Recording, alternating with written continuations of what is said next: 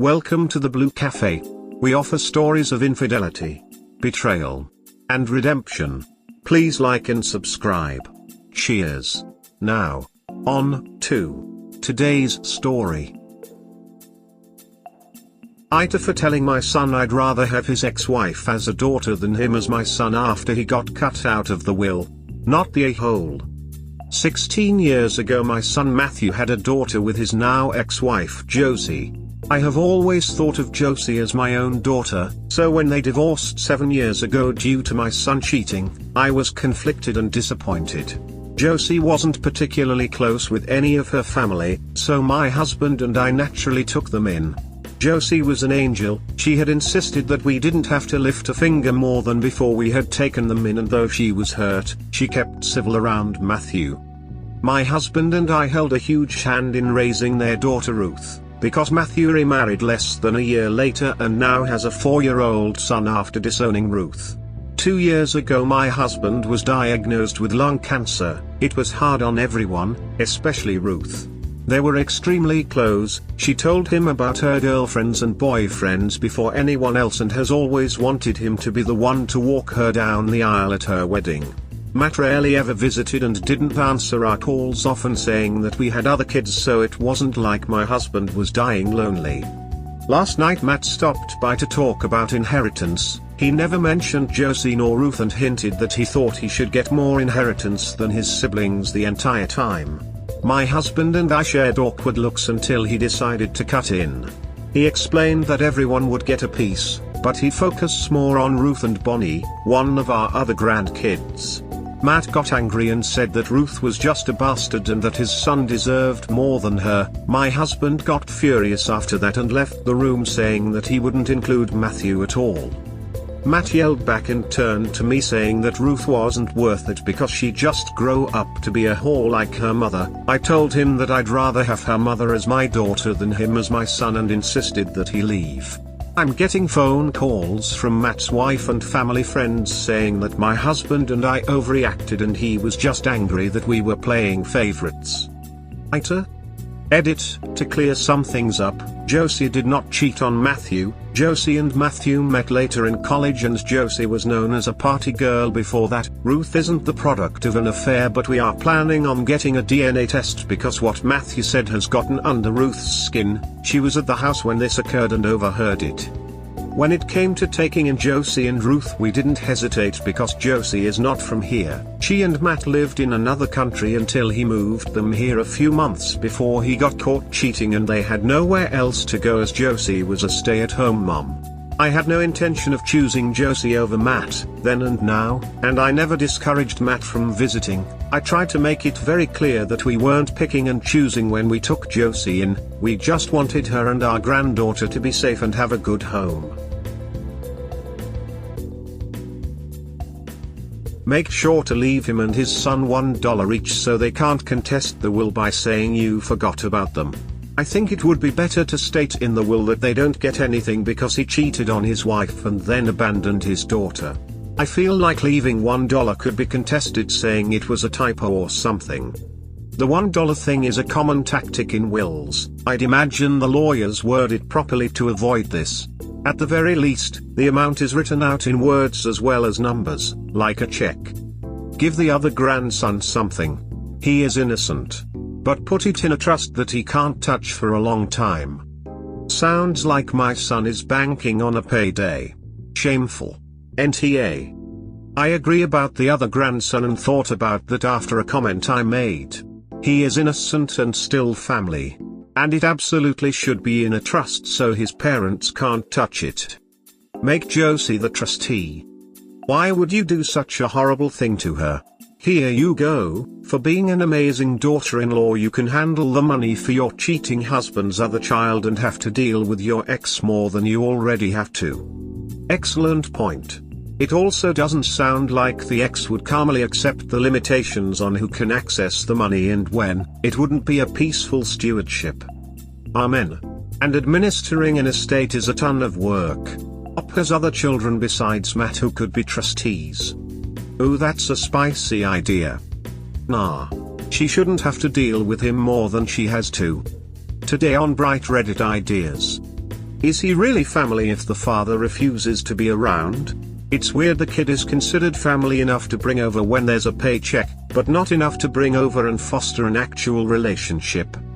Somehow I don't think Matt is coming for playdates when he tells his dying father he has other kids to keep him company. Deadass. Family has nothing to do with blood. That child is not their family, and Matt Hardy is. It is not the kid's fault that his dad is an asshole. Doesn't mean he should be given a lot of money, but a small amount would be nice. Just because, in my parents' will, access to any funds were tied until I turned 35. They are still alive and well, but they discussed it with me as a good idea for our own kids. Basically until graduating college I could only access money for tuition and basic living expenses via a trustee.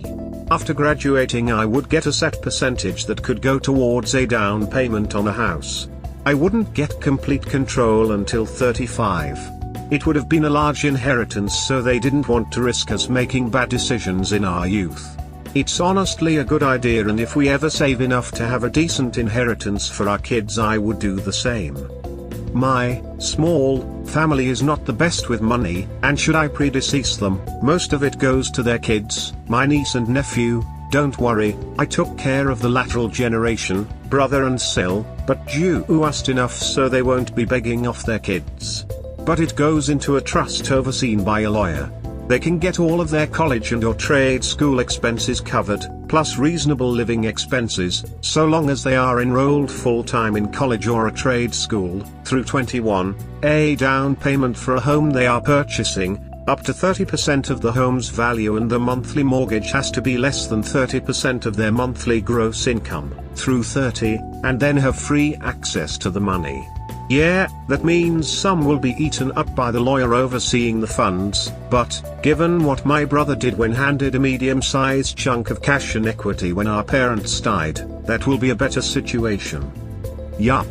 My grandparents split it between the grandkids. It was written for the age of 30. Yes, in our will, if both of us die, everything goes into a trust and our children will have graduated access to it. At 25 they can start making some decisions, but they still have training wheels. I believe we decided at 30 they could have full access. This. Make sure Matt cannot touch the trust set up for grandson. Update: AITA for telling my son I'd rather have his ex-wife as my daughter than him as my son. Update: I'm sorry for not updating, much has gone and I wanted to wait till everything was cleared up till I did an update. This situation is what my grandchildren have described as messy. There is a lot that happened, so I'll try to sum it up in one explanation. We had been trying to talk with Matthew for several weeks after what happened, and we were only met with silence. He and his wife would refuse us at the door and he never answered his phone. There was obviously something we didn't know from his side of the story, but we can't make a judgment based on what we could possibly not know. I sat Josie down and asked her if she knew what could possibly be happening. She never talked much about her and Matt's marriage, and we never pried. Josie broke down and told us that their marriage wasn't great from the beginning, and that Matt cheating wasn't something new, and that moving here was because he told her he would stop once he was closer to his family. She says she never told us because she was embarrassed and she didn't want to turn us against our son. A few days ago, Matthew came by our house well after midnight while drunk. He insisted on talking, so I brought him to the basement patio. He told me that he thought Josie was cheating on him from the beginning, but had no proof nor any reason to think it. He just couldn't think that such a pretty ex-party girl would stay faithful. Josie getting pregnant wasn't off track for their bedroom life, but he just couldn't believe it. There wasn't much sense to his words, but he did say, "She's so pretty and I love her so much, why would she stay faithful?" He started having affairs after Ruth was born, and Josie knew she stayed because she didn't want Ruth to have a dysfunctional family. Eventually he started repeating that he fed up and being a crappy father is the only thing he's good at, and that he can't disappoint anyone if there's nothing to look forward to with him. He said, "I'm an asshole and that's it, no changing it. I'm not good for being the villain," and called his wife for a ride home. He's gone back to ignoring us and I'm not sure what to do. His wife Felly has told us that she's tried and it's not a fight we're going to win. In an even longer story short, Ruth is 100% Matt's daughter and it looks like we're going to have to raise our grandson too. I hope everyone has gotten their fill of drama today. So to his reasoning, he was justified in disowning his daughter because his wife was too pretty and he loved her too much? Just wow. I'm sorry that your son is so warped. This is not your fault. Any person walking away from their responsibilities is doing it for their own reasons and they are the only ones at fault. I think it's that he convinced himself she wasn't his daughter because he didn't deserve his wife, so obviously the wife must have been cheating on him. The only thing he got right is that his wife is way too good for him. That's what you call a self-fulfilling prophecy. I seriously wonder what happened to him in his early romantic relationships to warp his head like that, and in case mods see this, no, I'm not insulting him, it's just true. And the biggest part where he gets wrong is there's no way I'm this lucky. I think he just wants a way to play the victim. Up his NTA, but honestly I'd be going North Carolina with this guy. He's selfish, entitled, and it sounds like the only good thing he ever did he abandoned and said she'd grow up to be a WH just like their mom. Who the hell says that about their own child? This alone is enough for me to go North Carolina with him. Plenty of people say that about their own children. My father, for example, said that about me and my baby sister fairly often. He went further, pulled my sister out of school at 6 years old and said she wasn't worth educating, because she was a whore. A 6-year-old, who got no schooling at all until our aunt threatened CPS nearly 10 years later. This sort of thing is why therapy needs to be normalized, affordable and accessible before people start making more people. It really messes with a kid's head to hear from the people that are supposed to be there for them, unconditionally, that they are worthless, and that life would be better if they'd not been born, or were dead. If you wanna rage, or cry, or both, head over to /raised by narcissists, you'll see exactly who the hell says that kind of stuff. Damn. I'm so sorry you and your sister were treated so badly. Since both our parents are gone, things are getting better for us. But it does really make things awkward when people find out and say stuff like sorry for your loss, and I have to bite back replying that I'm not sorry at all. I get it. You don't ever have to put up with that shit again. Hugs. I am so sorry this happened to you. I'm sure you know this, but you and your sister deserved nothing of this. I could never imagine saying any of that to my kid. His mom's pregnancy was not planned, but I wouldn't even dream about saying hurtful shit like this to him. We are both not only working through it, but working hard not to let history repeat with us. Thank you. And paternity tests don't exist? What a cluster. At least he didn't ask for a maternity test. That post was insane.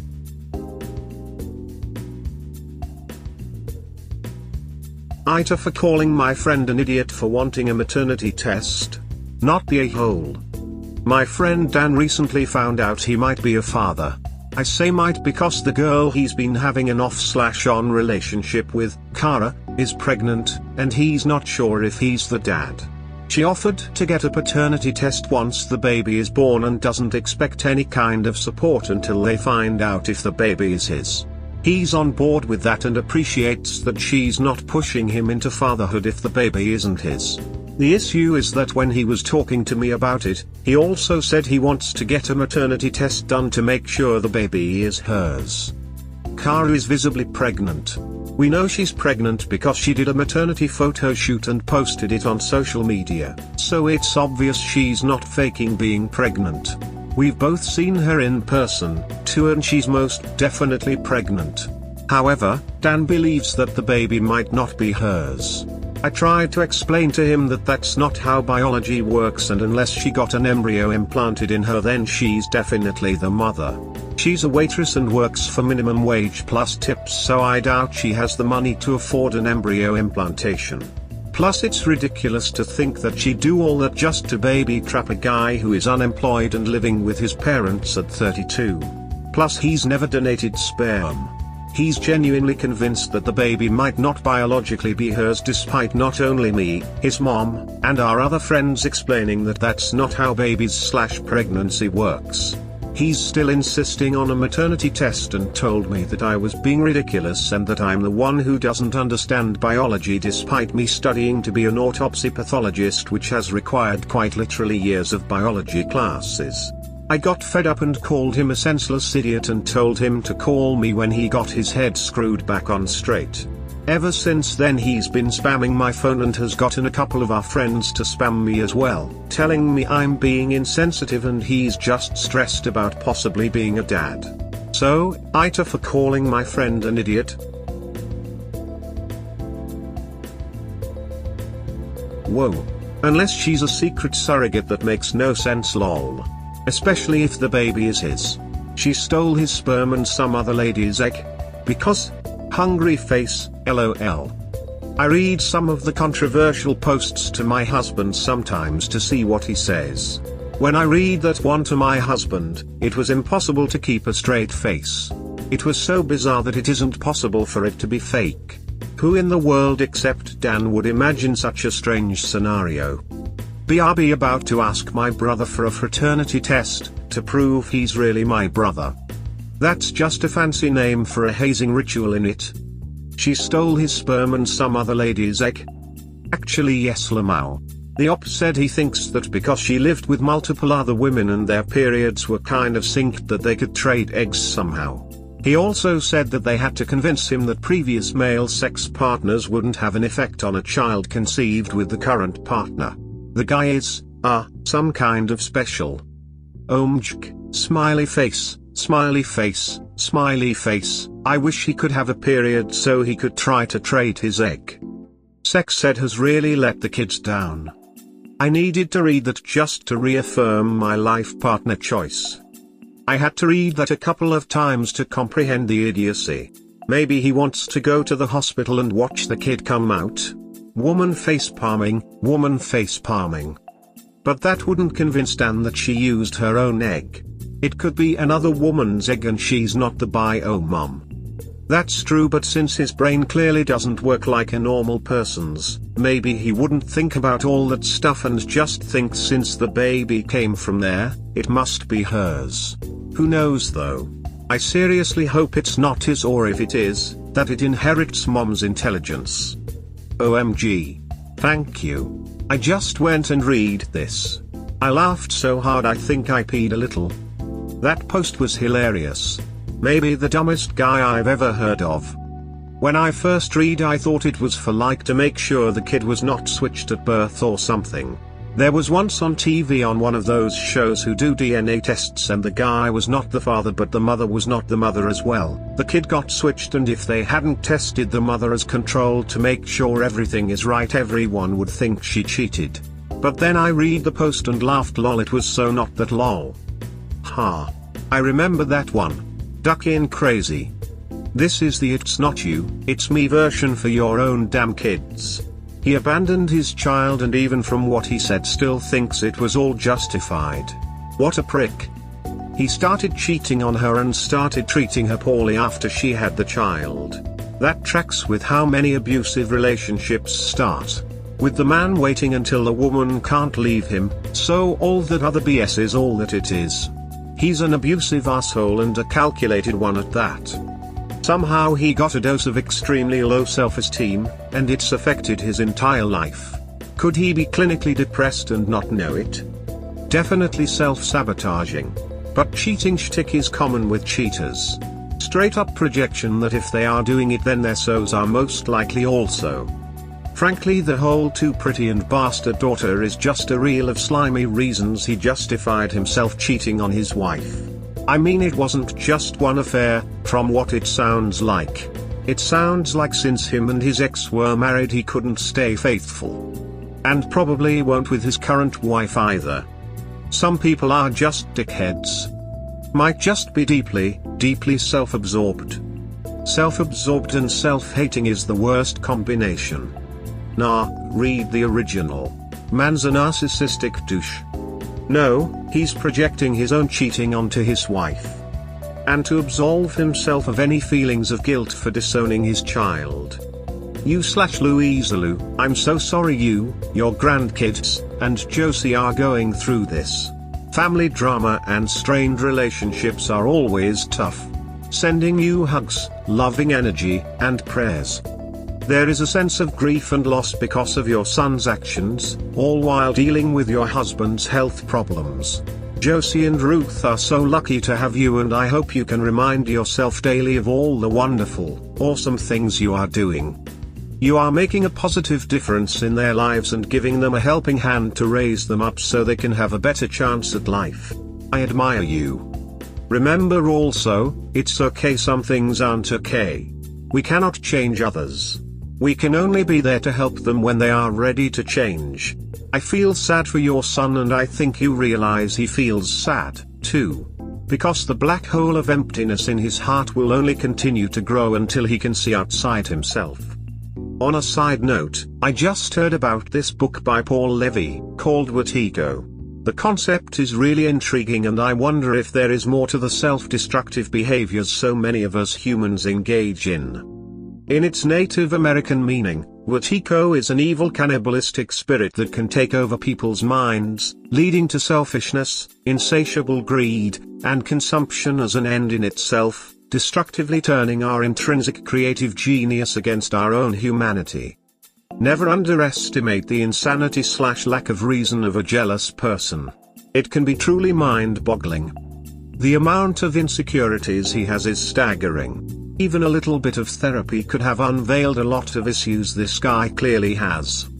This "she's so pretty so why would she not cheat" is also a common tactic used by cheaters.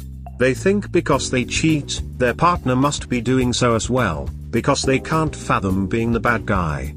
They don't want to be responsible for their own actions, so making their partner out to be the bad guy as well makes them feel less ashamed. I think the best thing for Op to do is completely cut their son out of their life so they don't have to be embroiled in this drama anymore. Keep being supportive of Josie and Ruth and offer support to your other grandchild if he needs it, but cut Matthew off and leave him with $1 in your will to make sure he doesn't get to contest it. Christ, nuclear level insecurities there. We hope you have enjoyed today's episode. Please comment, like and subscribe. Cheers. Have a wonderful day or night, wherever you are.